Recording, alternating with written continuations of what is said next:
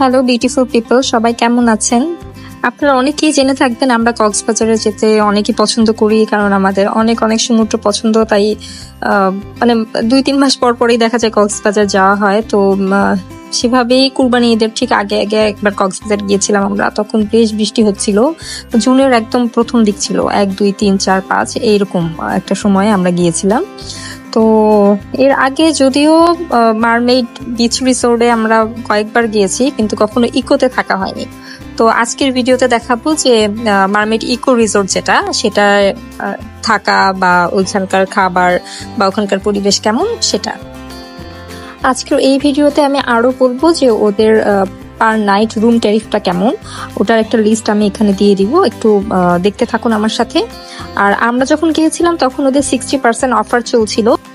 রিসোর্টের check in time হচ্ছে 1টা, কিন্তু আমরা 1টার আসলে অনেক আগেই পৌঁছে গিয়েছিলাম। আর রুম রেডি থাকায় আমাদের রুমটাও আগে আগে দিয়ে দিয়েছিল। এই যে একটা পাপায়া জুস দিয়ে আমাদের স্বাগতম জানিয়েছিল তারা। তো রীতিমতো আমরা ফুলের মালা গলায় দিয়ে সেই জুস এনজয় করলাম। As usual they are having their fun time. এরপর আমরা রুম দেখতে যাব। এখানে একটা মজার ঘটনা ঘটেছিল। আমরা আসলে যখন চেক ইন করি বা যখন বুকিংটা নেই, তখন আমরা 1 বেডরুম স্টুডিওটা নিয়েছিলাম, মানে 1 বেডরুম স্টুডিও নিয়েছিলাম। কিন্তু পরে আমরা যখন চেক ইন করি তখন ওরা আমাদের অটো আপগ্রেড করে দিয়েছিল। অটো আপগ্রেড করে আমাদের 1 বেডরুম ওয়াটার ভিলা দিয়েছিল, যেটা ট্যুর এখন আপনাদের দেখাবো। রুমে যখন ঢুকছিলাম তখন মনে হচ্ছিল ওয়াও, এটা আমার নিজেরই বাসা, নিজের গ্রামের বাড়িতে বেড়াতে গিয়েছি। তো এটা এন্ট্রান্স ছিল, আর দরজার আশেপাশে এত সুন্দর করে অ্যাবরিজিনাল একটা আর্টের মতো ছিল। জুডিয়াল আমাকে রুম খুলে দিয়েছে। এটা হচ্ছে একদম এন্ট্রান্স, আর এন্ট্রান্সের উপরে এত সুন্দর একটা রুফটপ ছিল, যেখানে বৃষ্টি হলে ঝুমঝুম বৃষ্টি উপভোগ করা যাবে এবং দেখা যাবে গ্লাসের ওই জায়গাটা দিয়ে। এটা হচ্ছে রুম, ঢুকেই ডান পাশের দরজা দিয়ে রুমটা বেশ একটু ভিন্টেজ স্টাইলে সাজানো, একদম গ্রামে শীতল পাটি দিয়ে বিছানার পিছনে যে ব্যাকড্রপটা ওটা করা হয়েছে। আর এই জানালাগুলোর আমার এত ভালো লেগেছে। এই জানালাগুলোর যে কাপড়টা দেখা যাচ্ছে, এটা রোল করে, এই যে পাশেই দেখা যাচ্ছে জানালায় রোল করে উপরে উঠিয়ে রাখা যায়। ভাবতেই ভালো লাগছে যে এই বিছানায় শুয়ে শুয়ে পাশে তাকালে এই বৃষ্টি দেখা যাবে। আর রুমের বাইরে এত সুন্দর একটা বারান্দা আছে, এই যে এখনই দেখাবো জানলা দিয়ে আপনাদের। জানলা দিয়ে দেখা যাচ্ছে বাহিরে খুব সুন্দর কাঠের বারান্দা দেয়া আছে, যখন বৃষ্টি হবে এখানে বসে বসে চাইলে বৃষ্টিতে ভেজাও যাবে। একদম এত সুন্দর একটা ন্যাচারাল সেটিং। রুমে একটা কিং বেড দেওয়া ছিল, আর কিং বেডের দুপাশে 2টা বেড সাইড টেবিল রয়েছে। তার উপরে মোবাইল চার্জ দেওয়ার জন্য ওদের প্লাগ দেওয়া আছে, পানি রাখা আছে। বিছানাটা ওরা এভাবে সুন্দর করে একটু ফুল দিয়ে সাজিয়েছিল। এবার দেখাবো মোস্ট ইম্পর্টেন্ট পার্ট। যে কোনো জায়গায় গেলে আসলে বাথরুমটা আমি সবার আগে দেখি। টয়লেট বাথরুমটা যদি ক্লিন থাকে তাহলে আমার কাছে খুব ভালো লাগে। এখানে ওয়াশরুম থেকে একটা কাঠের দরজা রয়েছে, আর সেই কাঠের দরজা দিয়ে আমরা চলে যাব এখন বারান্দায়। বারান্দার পাশে একটা কাভার্ড দেখা যাচ্ছে, এটার মধ্যে জুতো রাখার জায়গা, আর একটা ছাতাও দেয়া ছিল যদি ছাতা দরকার হয়, যেহেতু এটা বর্ষাকাল। তখনও বর্ষাকাল না, বাট বৃষ্টি হচ্ছিল সেই জন্য। আর এই যে দরজাটা লাগিয়ে দিলে তাহলে আর বাহির থেকে আপনি একদম সিকিউর। একদম বহু স্টাইলে রুমের সামনের জায়গাটা সাজানো। এখানে বসে জুড়ি অনেক খেলেছিল। এই যে এখানে আমাদের নেম প্লেট লাগিয়ে দিয়েছিল ওরা, রুফু অ্যান্ড হায়দার্স ওয়াটার ভিলা। এখানে একটা কথা আমি বলে রাখি, মারমেড ইকো রিসোর্টে কিন্তু কোনো সুইমিং পুল নেই, কিন্তু এখানে আপনি যখন স্টে করবেন তখন ওনারা আপনাকে একটা সুইমিং পুলের একটা এক্সেস দিয়ে দিবে, যেটা কিনা আপনি মারমেড বিচ রিসোর্ট যেটা, ওখানে এক্সেস করতে পারবেন। তো এই টিকিটটা নিয়ে এখন আমরা চলে যাব মারমেড বিচ রিসোর্টে। তো ওরা আমাদের একটা সিএনজি টিকিট দিয়েছিল, আর সিএনজি করে আমরা চলে যাচ্ছি সেখানে। এই যে আমরা চলে এসেছি মারমেড বিচ রিসোর্টে। এটা সুন্দর একটা আইল্যান্ডে যাওয়ার একটা রাস্তা তৈরি করেছিল ওরা, কিন্তু এর আগের বছর কোন একটা ঝড়ের সময় এই রাস্তাটা ভেঙে যায়, এই জন্য ওই আইল্যান্ডে যাওয়ার রাস্তাটা বন্ধ। কিন্তু এই ব্রিজে দাঁড়িয়ে দাঁড়িয়ে আপনি এত সুন্দর একটা জোয়ার আর বৃষ্টি উপভোগ করতে পারবেন। এর মধ্যে আমরা এখানে খাবার অর্ডার করে ফেলেছিলাম, কারণ দুপুরের খাবার আমরা মারমেড বিচ রিসোর্টেই করবো। খাবারটা অর্ডার করে তারপরে আমরা এই যে জোয়ার উপভোগ করতে চলে এসেছি। একদম উত্তাল জোয়ার ছিল।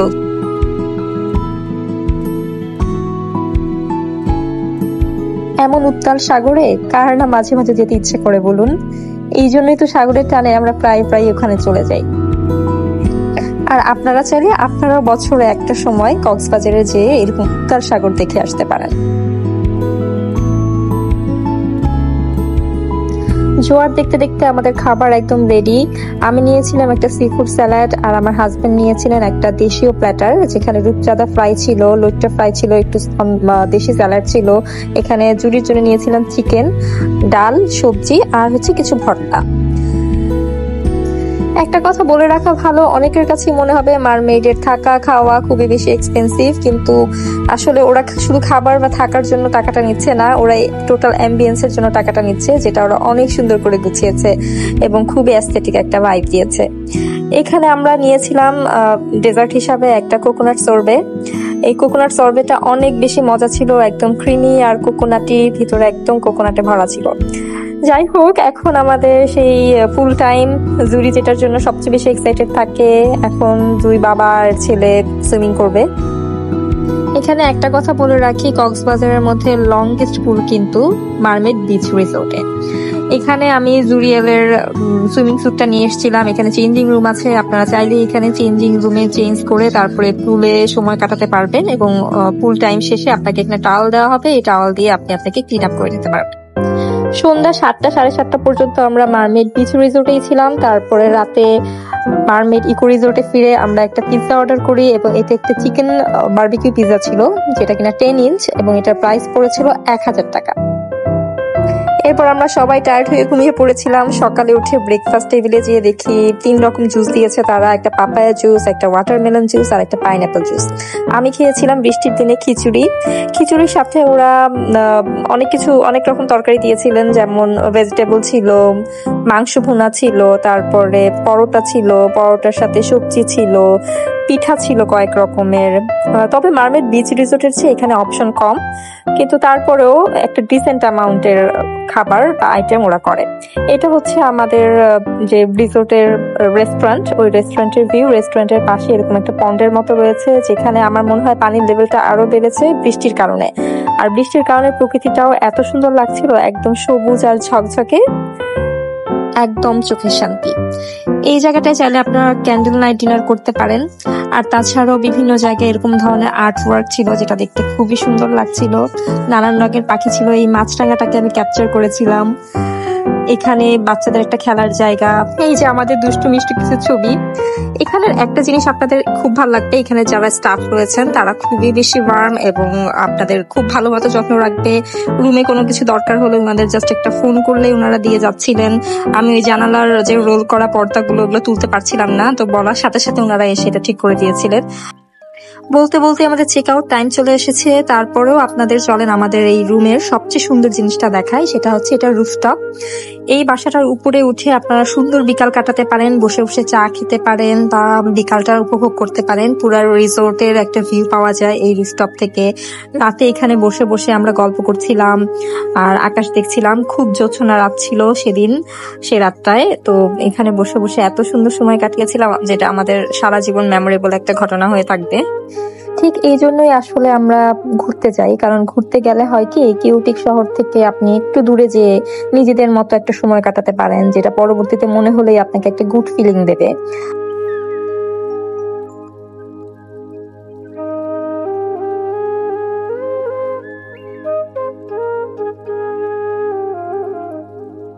এই জায়গাটার এত মায়ে পড়ে গেছি, আমার এখন মাঝে মাঝেই মনে হয় যে মাঝে মাঝে মারমেড বিচ রিসোর্টে না যেয়ে আমি ইকো রিসোর্টে যাব।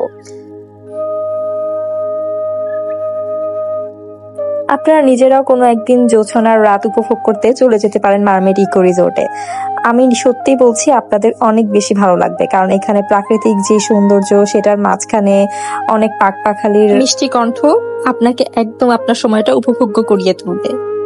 আর সেদিন যদি হয় বৃষ্টির দিন, তাহলে তো কোনো কথাই নেই। এই যে কাচের জায়গা দেওয়া যে রুফটা, এইখানে নিচে দাঁড়িয়ে ঘরে বসে আপনি বৃষ্টির রিমিঝিমি শব্দ শুনতে পাবেন।